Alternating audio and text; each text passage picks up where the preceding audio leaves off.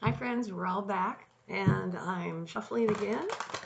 Let's see what's going on. What do we have? We have April 21st through the 27th. Okay, so let's see what we've got happening. I happen to like April. Usually it's filled with Aries and the occasional Taurus, but I'm a Libra, so I either love it or I'm upset by it, but most of the time I love it. A lot of interesting energy flying around in April. Okay. Alrighty. Oops, I saw the bottom of that. Let me do one more, and then we'll see what's going on. Alright, final one. Okay. Here we go. Let's have a look. We have Monday, Tuesday, oh boy, Wednesday, Thursday, Friday, Saturday, Sunday. Okay, we have two sets of fours that showed up, which means sometimes putting limits on things. It's not us being limited, but us limiting ourselves. Okay, our first card is the Four of Worlds. In this particular case, it's kind of indicating prepare yourself. There's going to be some changes, and it may be required for you to act promptly in order to pick up on these changes and opportunities.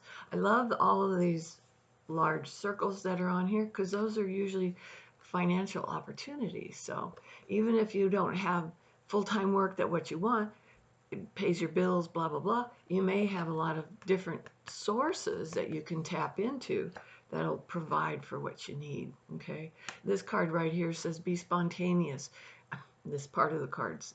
So when the opportunity happens, don't be afraid to act on it, all right?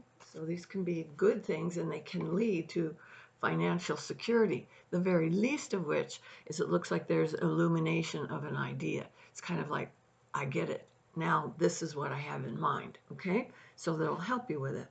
It looks like it may be facilitated through a fire sign person. So in a fire sign month and a fire sign person, we're almost out of it. We've got a couple days that we can use, and it's kind of indicating that.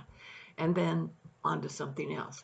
But look for the fire sign person who has two parts to their personality. One is whatever you ask them to do, they are willing to do. They have the logical resources for it.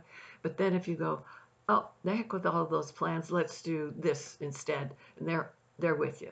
It's like, let's go, let's have fun, let's do it.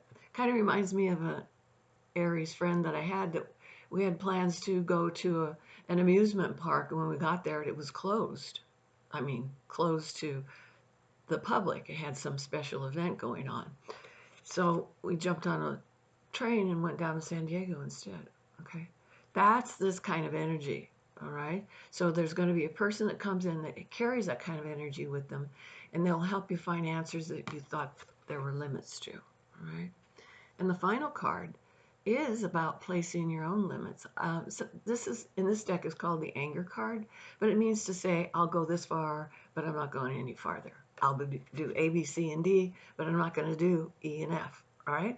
So when you do that, you stand the risk of really getting what you want, but you have to put limits. You have to say yes to this and no to that. And you'll find where that is. Some of you can say, well, I don't know, when you reach a limit, it usually triggers an angry reaction. So that means to me that someone has overstepped their boundaries. So if you get some of that this weekend, you might want to consider it a gift because now you know how far you can let that person interact in your life before you put limits on it. Okay? So not always just negative because it makes you angry, but it does define your space and your willingness to participate.